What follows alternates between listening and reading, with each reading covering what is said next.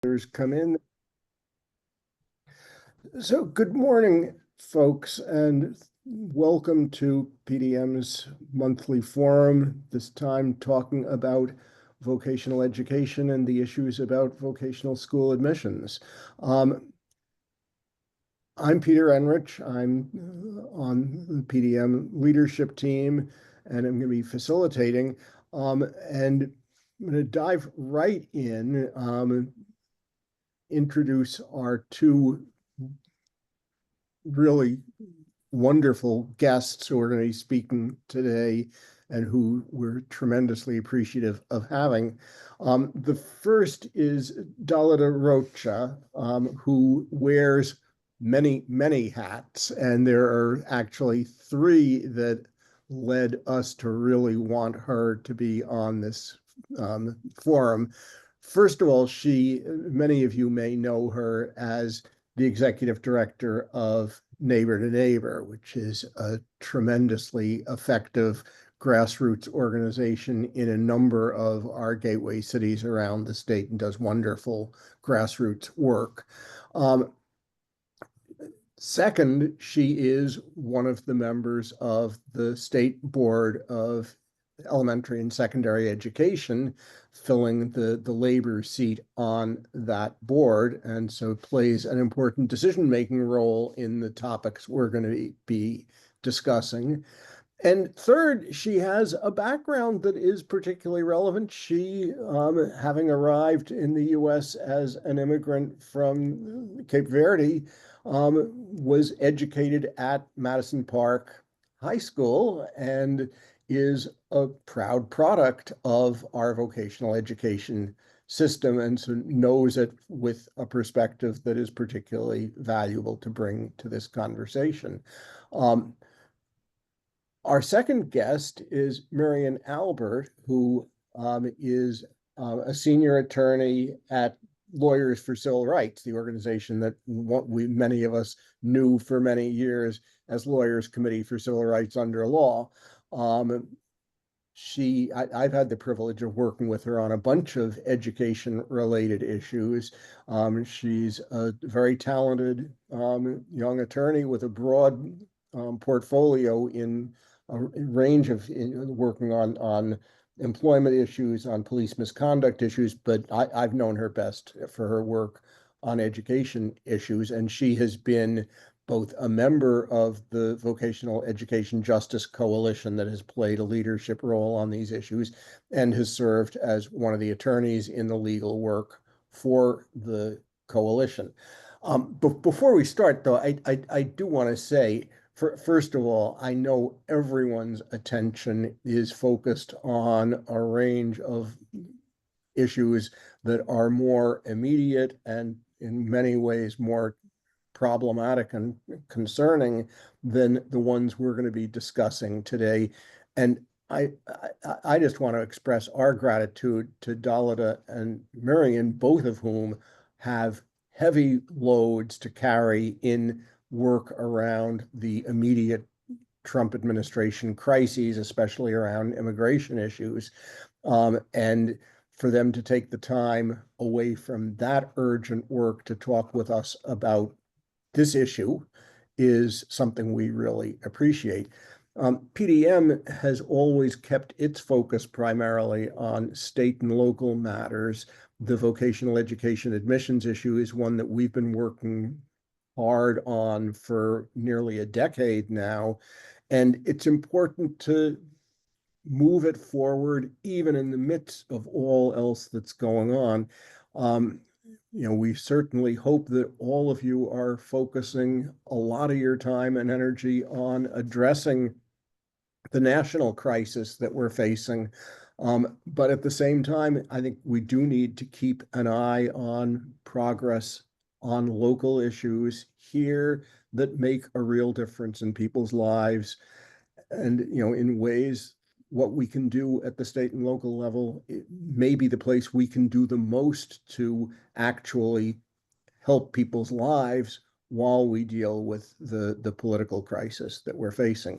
So, I appreciate people joining us today. I know everyone has other things on their minds. We really wanted to do this forum because this issue that PDM has been working on as part of the broader Vocational Education Justice Coalition for years and years is at a sort of at a critical point. And we'll get to that as the morning proceeds, but there are now proposed new regulations before the Board of Elementary and Secondary Education that promise real improvements, although they continue to have very significant flaws that we hope to get addressed.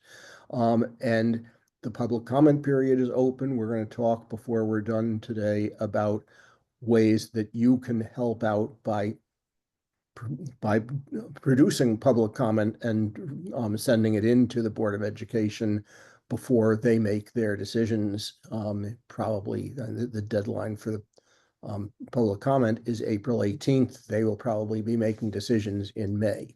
So with that said, let's turn to the topic. And I see some people on the Zoom who I know are deeply familiar with these issues, but I know there are others who are not. So I want to start, and Dalit, I'd like to call on you to help us out here to start with some basic background. What is the function of the vocational education schools in the Massachusetts education system?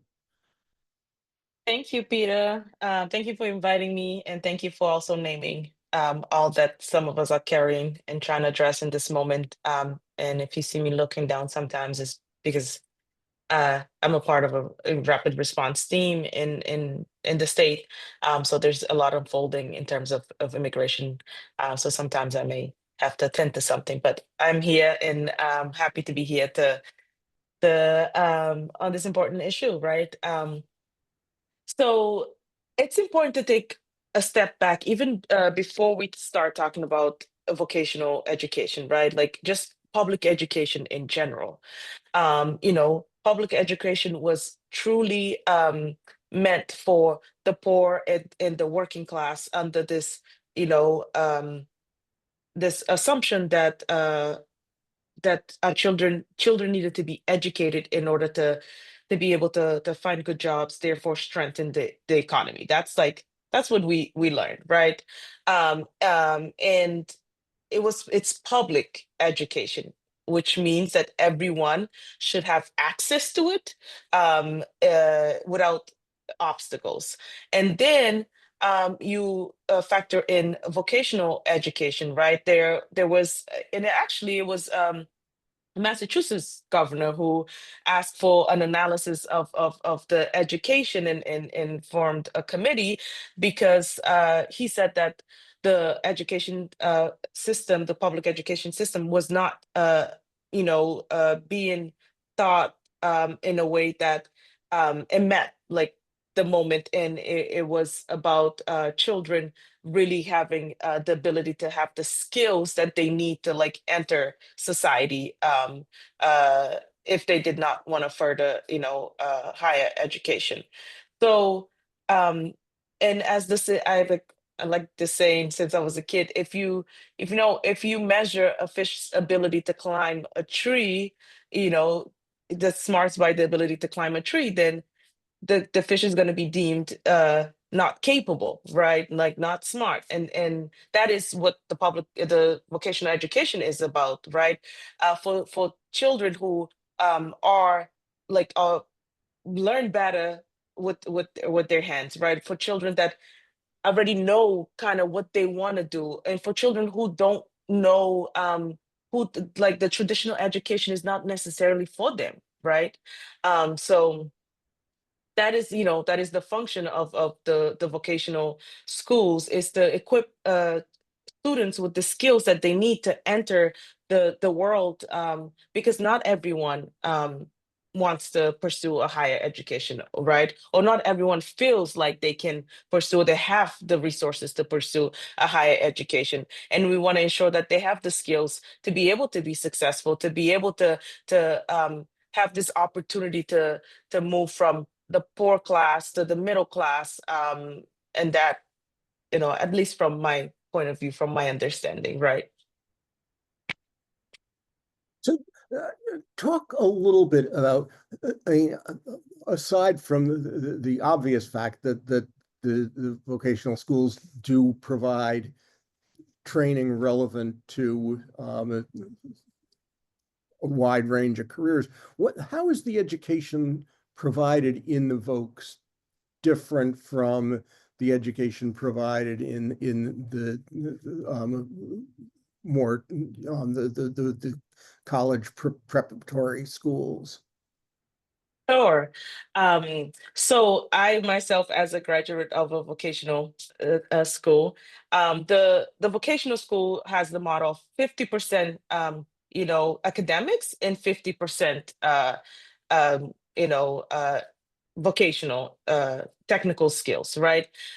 So that difference from like the traditional uh, model of folks who are of schools who are only focused on the academic piece, where one week, at least for me, when I was at Madison, one week you're in academics, and the following week you are in your respective program. I, for example, was in what was called CDT, Construction Design and Technology, and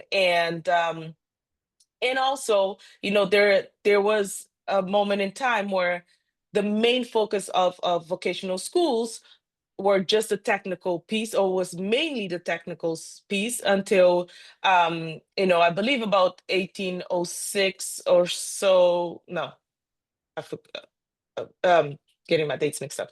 Until about 1993, I believe. Yeah, 1993, where there was an act to reform the vocational schools, where the goal was to raise the standards on the academic side as well. And at present, I think the vocational technical schools are among the real high points of the Massachusetts education system. They are very high functioning and Yes. are very highly regarded both in the state and nationally. Mm-hmm. And so Madison Park is a school that is part of the Boston public school system, but most of the Vokes are not part of a local school system. Is that right? Yeah, most of the schools are about regional. Mm-hmm. And so regional meaning, many of them include, for instance, one gateway city and then a bunch of the suburban communities in the Mm-hmm. area. So they represent relatively diverse communities. Yeah. So I guess just to move the ball forward, the challenge that's bringing us to this conversation is that there's a limited capacity in the vocational schools. And in recent years, many more kids have wanted to go into the vocational schools than there are seats. I Mm-hmm. think in the last few years, it's been typical for there to be something on the order of 8,000 kids each year who are not for whom there aren't enough seats. And some of the vocational schools have enough capacity for their communities, but most do not. And Mm-hmm. I should say that has led a bunch of groups, including PDM and others, to be advocating for expanding the capacity of the vocational system by building more classrooms, by providing more staff, so that we can address some of that undercapacity. That's a Yeah. long and an extremely expensive process. In the meanwhile, the question is, when there are not enough seats, who gets into those seats? And that's the focus of the recent concerns. And so, Marion, let me turn this over to you. And can you explain what the present system is by which kids are selected? Of, of course. Hi, everyone. Again, my name is Miriam Albert, and I'm a senior attorney at Lawyers for Civil Rights. Thank you, everyone, for having me here today. And so, yeah, I can go a little bit more into the current system. most voc tech schools in Massachusetts are allowed to use a point-based ranking system that allows them to use selective criteria such as grades, attendance records, discipline, and some schools use interviews and recommendations from guidance counselors. And so in the nature of ranking, right, what ends up resulting is that the most high performing students and the students with least issues with attendance and discipline are the ones who are scored higher or ranked higher and are more likely to get a shot, which obviously contradicts some of the principles that Dalida was talking about earlier about public education and it being accessible to everyone. And so, and also just, and I know we're going to go into this maybe a little bit more deeply, but it also just contradicts the nature of voc tech schools, right? We're now focused on obtaining the highest performing students instead of picking students or allowing students that are really interested in voc tech training.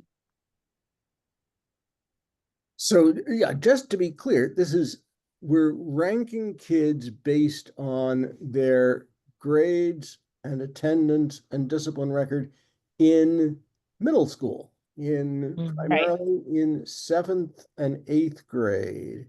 And that is becoming the basis for deciding what their life path is going to be, essentially. Right. So, yeah, talk a little more about, to me, there are at least two dimensions on which one has to question this. One dimension that you've already mentioned is, how does this relate to the goals of what vocational schools are there for? Right. Yeah. And I think that goes into the historic context, right?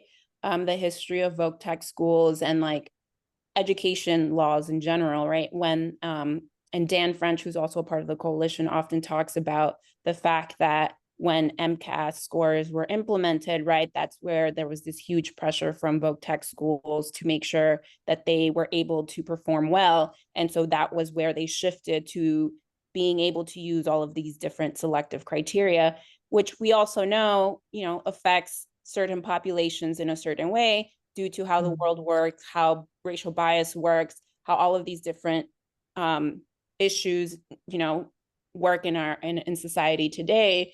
I mean, even just thinking about discipline, there's so much research about how discipline disproportionately affects Black students, Latino students, students with disabilities, and oftentimes is students of those protected classes meaning they're protected under federal and state law, right, are often penalized harsher than white students for the same offense.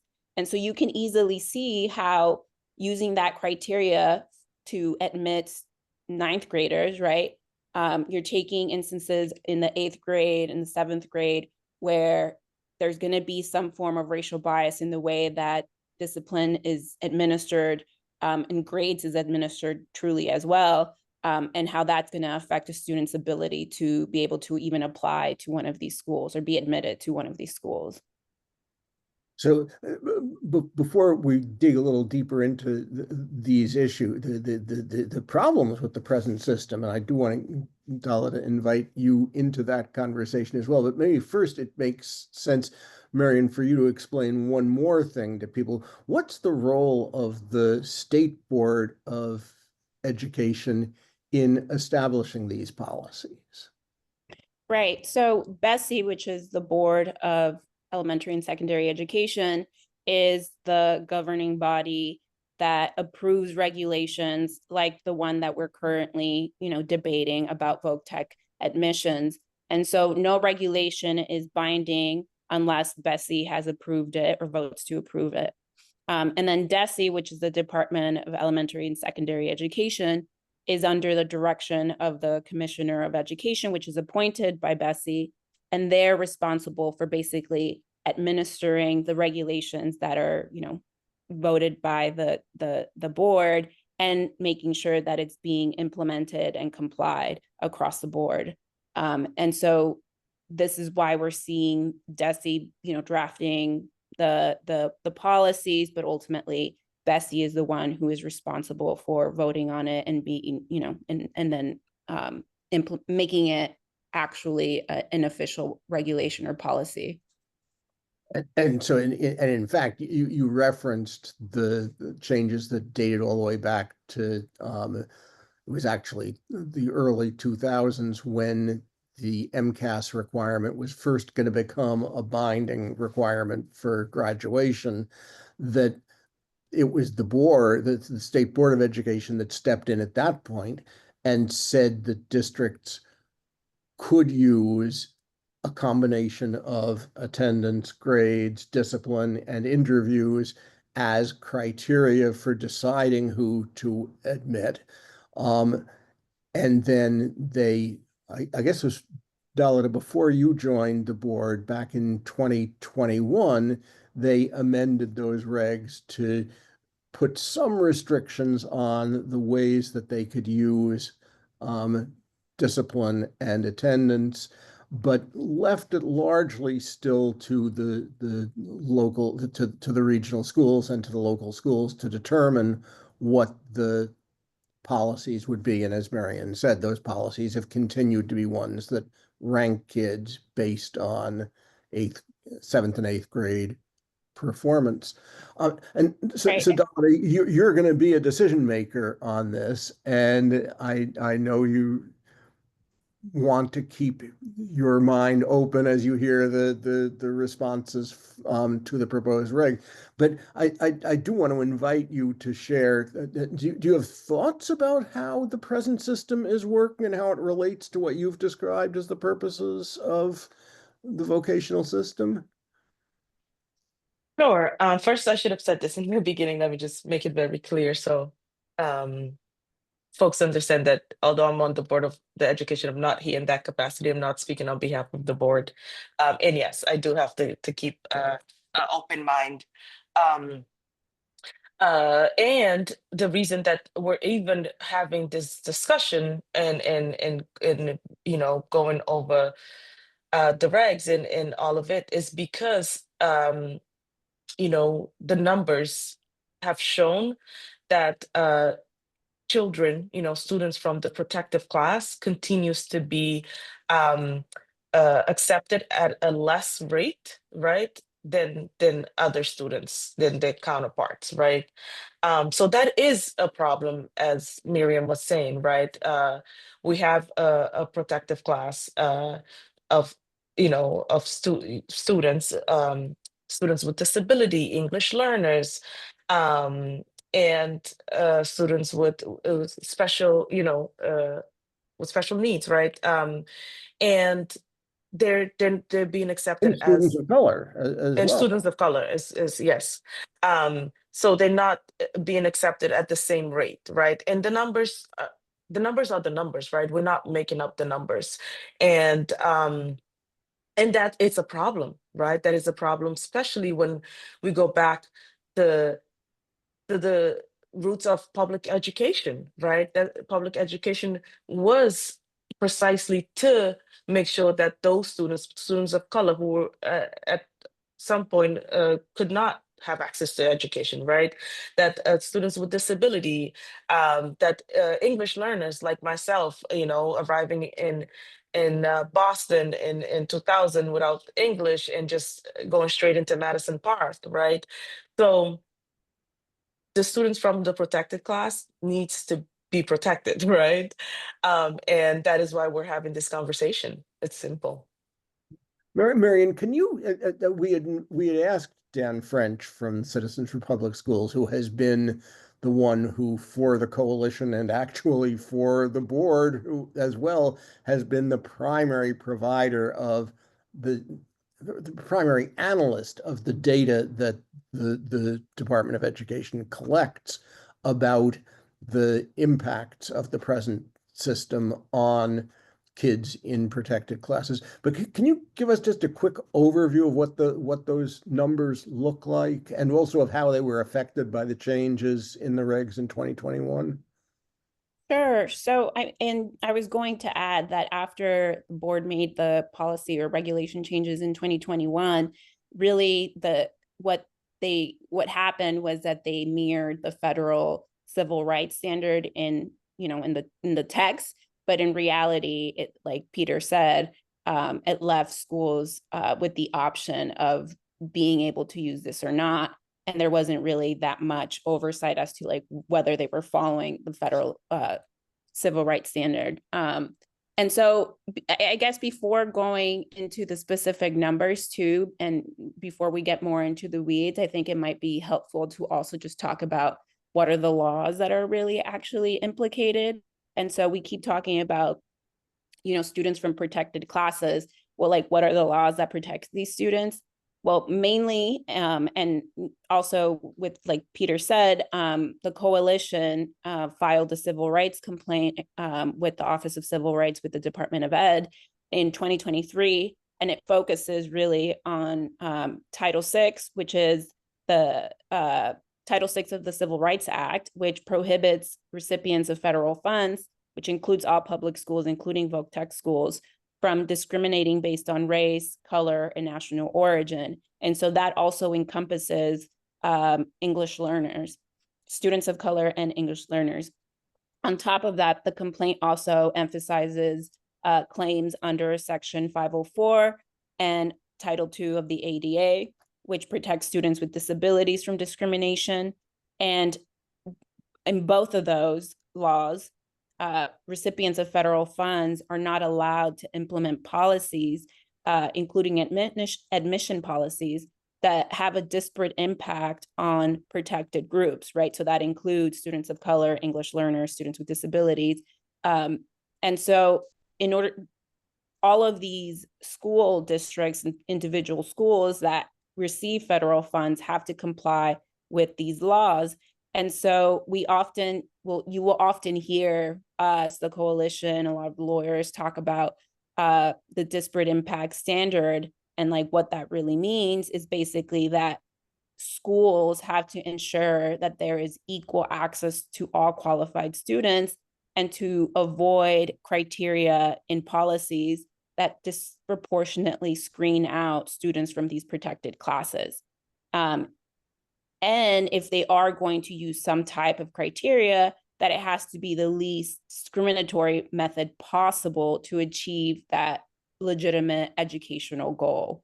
And so that is also why we have often, as a coalition, had concerns with the current policies, because they're using these policies even though they haven't proven that it's essential for participation, right? Like, it's not an essential element for students to succeed in vocational technical education, especially when we're talking about eighth graders, really, right? Entering the ninth grade. From our point of view, the only valid criteria really would be that they graduated from eighth grade and they're being promoted to the ninth grade. Anything aside from that isn't necessarily something that will have, that is necessary in particular. And so let me say a few words about the numbers here. Sure. So I don't have the exact numbers with me, but no one wants to hear the exact numbers. Yeah. But we definitely have double-digit percentage differences, right? So students of color are accepted at least, I don't know, like over 10% at least, I think, for each protected class. And this has been something that's been consistent since the 2021 regulations came out. And so even though, the department has said that these changes were supposed to make sure that there's more equal access, it has been shown that because schools have the option to use selective criteria, many of them do.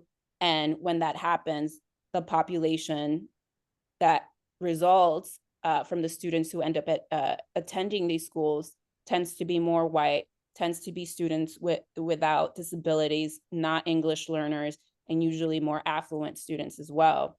And that has been, again, the result of the data for the last couple of years, even though they've made changes supposedly to the regulations. Yeah, and the statistics are that they are stark. They they're found in virtually every district that has ranking criteria on every dimension that Marion has mentioned unchangingly year after year. And not surprising. I mean, we all are familiar with all the evidence that for, a host of reasons that students of color tend to have poorer grades. They tend to have poorer attendance and discipline records because of all the societal factors that make up institutional systemic racism. Same thing for kids who have disabilities. Same thing for kids who are language learners. Same thing for kids from low-income families. There's no surprises here.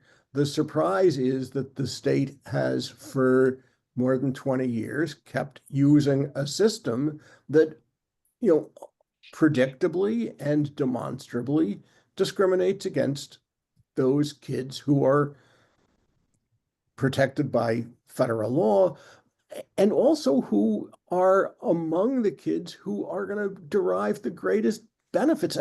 I talked to educators from outside of Massachusetts and describe the system to me, and they are shocked. It's totally incoherent. It makes, I think Marion explained a little bit of the history of how we got there, but it just is not a rational way to select which kids should be getting into these, valuable resources in our vocational schools. But so that's the problem. And the question is, what can be done about it? And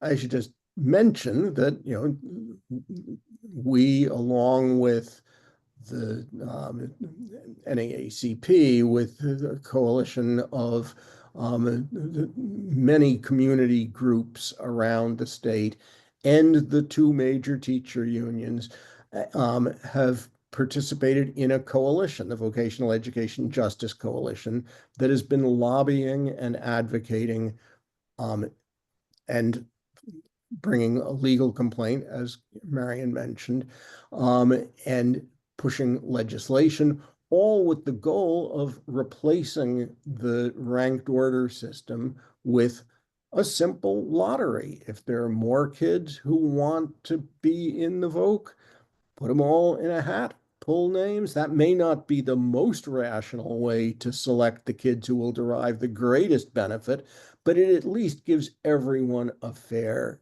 chance at getting in and would eliminate the discrimination. So, Donna, talk a little bit about the process that the board is now going through, and the work you've been doing as you approach this issue. Yeah, so the board, we first started thinking, obviously folks can sign up to testify, right? Folks have been testifying. We've been focusing on this specific issue since I believe October or November, and we had a subcommittee which I was a part of diving into those numbers, the structure and everything. Some recommendations have been put out for public comment, and now we're going to go through the public comment period, where I hope that as many folks as possible gets involved, because as you said in the beginning, it's good uh for us to, as board members, to hear as many public comments as possible. Keep an open mind, because when we make a decision, we're going to make a decision that's going to impact the state, right? So we want to make sure that we do it as informed as possible. And so, Marion, do you want to give us a quick explanation of what the proposed new reg would do? How would it change the present system? Yes, of course. So the proposed changes essentially would change the admission policy such that if a school has more application than seats, they are required to do a weighted lottery. And in the weighted lottery, they can use certain criteria, such as attendance and discipline, but they are not allowed to use any of the other categories that we mentioned earlier, and they are definitely not allowed to rank order students anymore. And so just based off of that, you can see that, you know, this is a huge move, right, towards the right direction, in the sense that now we're talking about a lottery. Now we aren't talking about ranking students. And a lot of the other criteria are also eliminated, right? We're not talking about interviews, letters of recommendation, or grades anymore. And so those are all really great ways or really great improvements. But it's the coalition's point of view, and that for us, this is the step in the right direction, but there is still a lot more to be done, in particular because the two criteria that schools are still allowed to use, which is attendance and discipline, have a huge disparate impact on students from protected classes. And Dan French, who also has done a lot of the analysis for the coalition, has really highlighted that. In the beginning of when the proposed regulations were released, originally schools were going to set the criteria for attendance such that if students had more than 10 unexcused absences, then they weren't allowed to participate at all. Now they have changed that so that it's 27 unexcused absences that students won't be allowed to apply. And that's partly due because of the advocacy that has been done through the coalition to push on that specific issue, because DESE does collect data on attendance for 10 or more or 10 absences, unexcused absences. And so just considering that criteria, when Dan did the analysis, it was still like a huge portion of all of the students in these protected classes. I don't remember the exact percentage, but it was definitely more than 50% of the student population from these protected classes. And so huge issue still, right? And so now it's been adjusted to 27 unexcused absences, but the issue now is that we don't have much data, right? DESE doesn't collect data on 27 absences within the last 18 months, which is, I believe, the span that we're looking at. And so it can be difficult to see what impact that will have on protected classes. And then I can talk also about the issues around discipline, but I'll leave it. And before we get to that, explain the attendance and discipline under the new proposal don't exclude you from the lottery. They affect the weight in the lottery. Explain how that would work. Right. So because it's a lottery, so like basically every student would, if there just isn't enough seats, would be put into this lottery. Everyone has an equal chance per se, right? But if the schools decide to use one of these criteria, students who don't have any issues with attendance and don't have issues with discipline will have an extra shot, basically, at admission. So what that would mean, I guess in a more metaphorical way, if we're putting names into a hat, right? Like everyone gets to put in their name into the hat, even if you have these maybe attendance issues or discipline. But for students who don't have attendance issues, they'll have twice their name in the hat. And if they also don't have issues with discipline, they would have, 3 chances of putting their name into the hat. And so again, it is a great move in the right direction, but we can see how this could still create some inequality and inequities in the system. Good. And Dalida, before we dig into what the coalition sees as the problems with the proposed regs, I do want to give you a chance to share, to the extent you feel comfortable doing so, what your sense about the ways that the proposal makes progress, the ways that it still raises concerns. I mean, I think Marion had, has touched on it. Progress is being made, right? And there are still ways that the protected class can be, can be excluded. And the goal is to get to a point where, you know, like that protected class we remove all the barriers for them to be able to have access to the public education. Because I think sometimes in conversations that I've had, folks forget that this is public education, right? And there's a lot of emphasis in sometimes in this in the fact that regional schools are funded by different by the ascending districts too, because it's almost like it's a pot of that the different districts can put money into to go into the vocational school. So it sometimes the conversation almost feels like there is this I don't mean to offend anyone, but this entitlement of just like, if I'm putting money into, then people, children or students in our municipalities, in our district, should be the ones to have like the priority. And sometimes you forget that those municipalities and districts have, because of everything else that has happened with our society, redlining and everything else, there's a higher population of students there that is not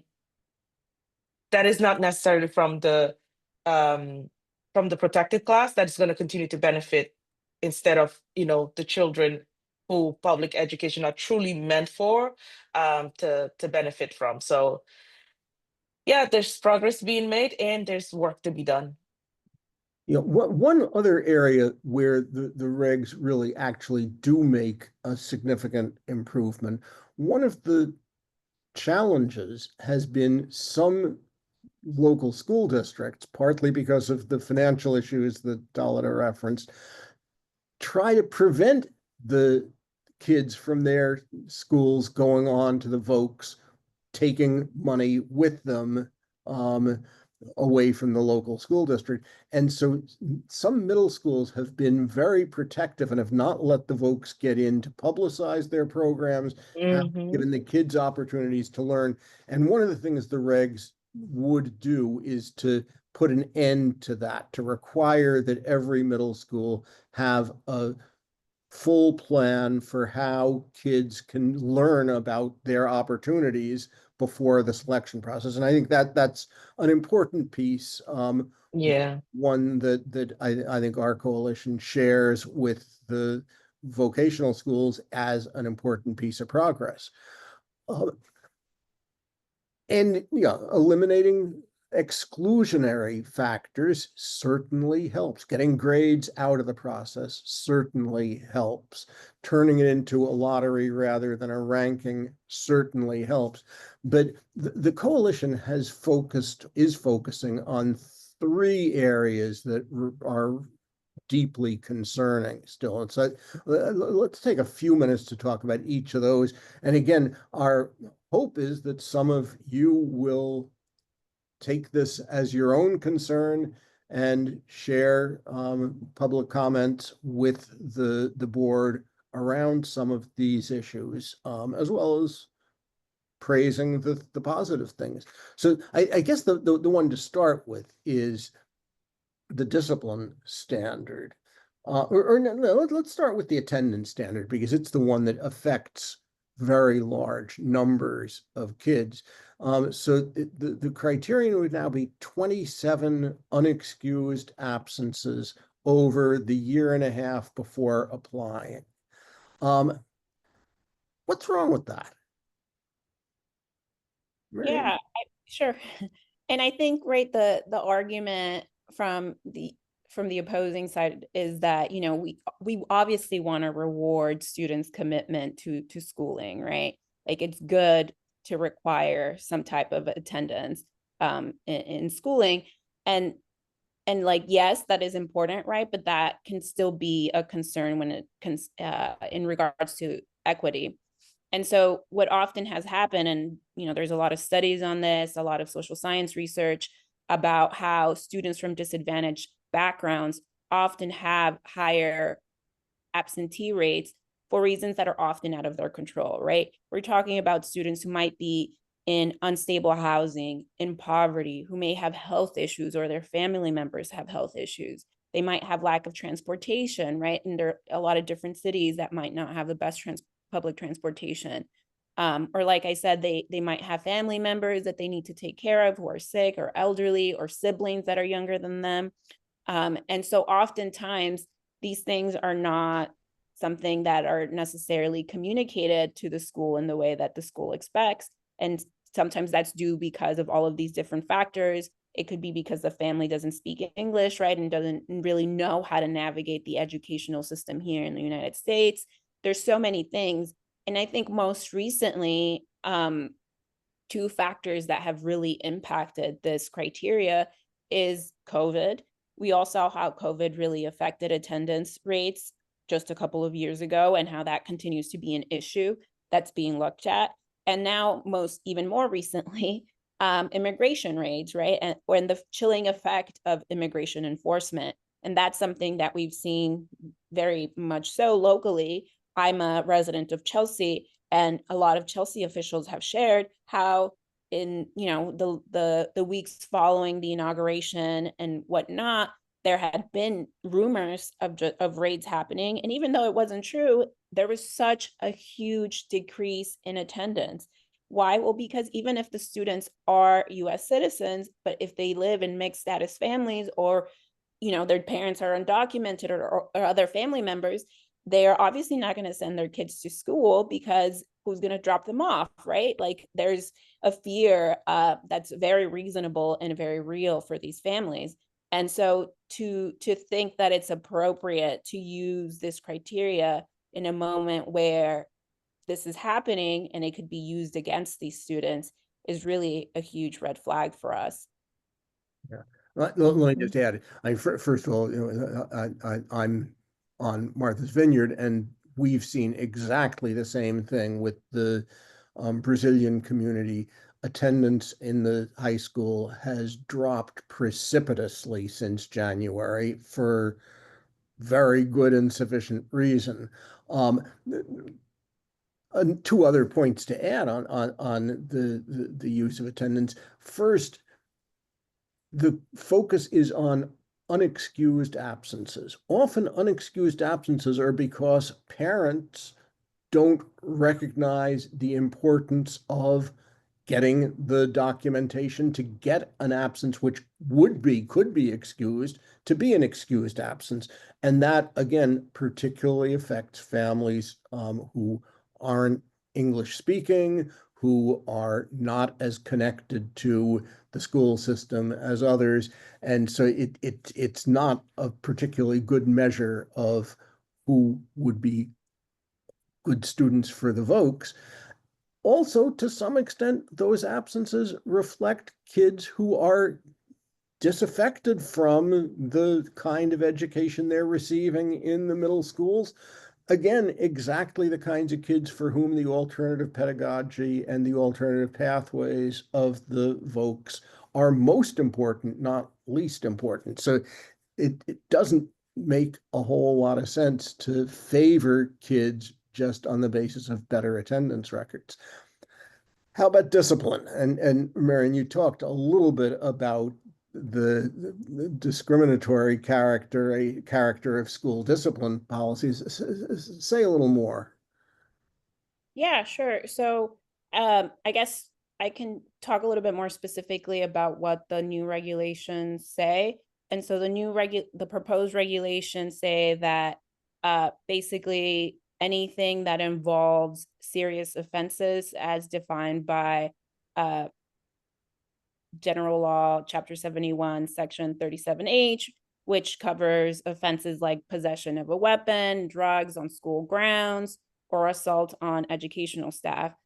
We also have Chapter 71, Section 37H.5, which covers students charged with or convicted of felonies. The operative word there is or, right? Because it's either you've just been charged or convicted, which also therefore implies due process, right? Like, how are you excluding a student based on basically just on allegations, right? Like something that hasn't been proven. And then the last piece is Chapter 71, Section 37 and 3/4. And this one really applies to a variety of different offenses that can be nonviolent and minor infractions. In the rule, it says that if someone is suspended under one of these violations for longer than 10 days, then this student would be disqualified. The ambiguity, or like what's unclear here is that, right, like 10 days can add up quite quickly, right, if it's something like a minor offense. And especially for students of color, students with disabilities, English learners, because discipline is oftentimes tied with implicit bias, right? And so whether it's intentional or not, that is a reality in our world. And we have social science data and research that confirms this, that there is still a lot of bias, right, by school administrators and administrators, teachers, whatever it may be. And so to, again, use this in a way that will exclude students completely, like they can't even apply, it is quite alarming. And just two things quickly, Peter. Just to go back to the attendance piece, there is also, for me, what I have noticed is that there's also, there's a lot of parents who, not only just because of the language, but education level, right? Like writing a note can be a real obstacle. It's not that they're not focused on it. It could be a real obstacle. And then you were talking about parents who have to work 2, 3 jobs to be able to you know, maintain their families. And you, in between the working the 2, 3 jobs, they're not seeing their children sometimes to be able to like sit down and go over those dates to be able to write the note. And then there's other things like health issues sometimes where children, you already know they have something. For example, my son suffers from depression, has a hard time getting up in the morning. And so we're always trying to make it to school on time, but he struggles with that. And then that's where the discipline piece comes first, right? So because he has so many authorities, he has to serve detention. And then if you don't serve detention, now you're seen as a kid that is, defiant, and every little thing sometimes becomes an issue. I've had to advocate for my own son, and I'm someone who feels like I can navigate the system. You won't believe how many times I've had to advocate for my son. And this is the most this quiet, respectful kid, and he has a hard time. Like as a high schooler who has an IEP, who has deals with depression, being in school by 7:20 is the hardest thing for him in the world. And studies continues to show that high schoolers shouldn't be in school that early. But I also receive calls. He forgot to stay after school and serve detention. So it's a constant battle. And some parents don't have the luxury of having that time, to do that, to have that battle. And all of Yeah. that needs to be taken in Thank you consideration. for filling that. Yeah. So the attendance thing is a concern that affects a very, very large number of kids. The discipline one affects significantly smaller numbers, but it affects some of the kids who are most vulnerable and most in need of support. One other factor that we're concerned about that was added in the new regs is an authorization that the schools can require as a condition of being put in the lottery an expression of interest. And the reg defines a whole bunch of ways that you can express interest. You can attend a visit at the school. You can attend when the school comes to your middle school, you can attend the program they do. You can have an interview. So there are a bunch of paths, and they are not unreasonable things to encourage kids to do. But again, some of the kids for whom the VOC opportunities are most important are kids who are often not going to be focused on those things and are going to miss out, and to treat those somewhat formalistic things as requirements to get into the lottery, as opposed to just saying, if you apply to be in the lottery, that's your expression of interest, strikes us as an added unnecessary hurdle. Yeah. This is a lot to talk about. We in the resources for this forum, and we'll share them again when we send out the recording of the forum afterward, we'll include the letter that the Vocational Education Justice Coalition has put together that runs through all of these. So if any of you do have the time and the inclination, and we hope you will, to put some public comment out to the board, you can use that as a guide to some of the details here. I see our time is running short. We try to always end right on time. But let me just maybe last word, Donna, talk about what the significance of public comment is, how people can be helpful, what you guys are affected by, if people are inclined to write. Yes, so public comment is very important, right? And I like to tell people, whether is on this capacity as a board member or capacity of, as an AD or an advocate or whatever, is that I tell people all the time, I'm not an expert, right? I'm not an expert. And in order for me to make educated decision, I have to be able to hear from how those most impact, how whatever decision I'm making is impacting people's lives, right? So it's extremely important for us to hear from the public, families, students, parents, educators. It's important for us to hear from them. And also,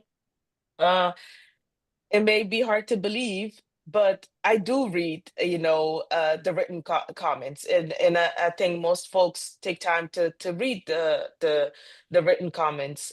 So please, like, find ways to get engaged. You can send emails. You can write your public comment. If you don't have time to go testify, you can testify. But it's really important to be involved and engaged.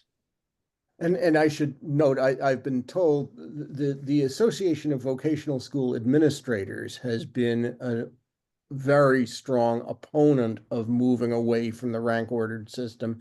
And I'm told that they are already generating a large volume of comment to the board. We're hoping that we can generate comment to push back on that, and would really appreciate any of you who have the time and capacity to do that, to ask friends to do it, to share with your networks. So I am going to bring this to a close at this point, but I don't want to end without once again thanking both Marian and Dalida for all the work you're doing on these issues, for taking the time to be with us today, and for all of the incredibly important work you're doing on other urgent issues. So thank you very, very much for being with us today, and thank you all who joined us. Thank you. Thank you for Thank you having for us. inviting us.